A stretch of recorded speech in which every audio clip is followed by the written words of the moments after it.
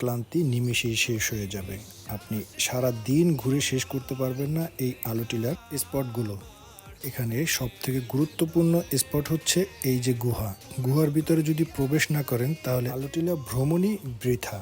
আপনি যদি আলোটিলা আসেন এমন ক্যালকুলেশন করে আসবেন যেখানে বৃহস্পতিবার, শুক্রবার, শনিবার পরে আপনি বৃহস্পতিবার আসবেন, শুক্রবার এবং শনিবার আপনি এই খাগড়াছড়ি থাকার চেষ্টা করবেন। তাহলে এই যে পাহাড়িদের নৃত্য এবং মারমাদের নৃত্য খুব সুন্দরভাবে উপভোগ করতে পারবেন। এখানে প্রতি বৃহস্পতিবার এবং শুক্রবার, শনিবার পাহাড়িদের নৃত্য হয়, যেটা অসাধারণ। আর এই আলোটিলা পাহাড়ে আসার পরে যখন গুহায় প্রবেশ করবেন অবশ্যই মোবাইলটাকে চার্জ দিয়ে নিয়ে আসবেন। সাথে যদি পাওয়ার ব্যাংক হয় তাহলে তো আরও ভালো, কারণ সারাদিনের ছবি তোলা এবং এই গুহায় প্রবেশ করার সময় অবশ্যই আপনাকে ফ্ল্যাশ লাইট বা মশাল ব্যবহার করতে হবে। ভিডিও শুরুতে যে স্পেশাল কথাটা বলেছিলাম সেটা কমেন্টেই হবে। যাদের স্পেশাল দরকার অবশ্যই কমেন্ট করবেন, কমেন্টে জানাই দেওয়া হবে স্পেশাল কেন বলেছি।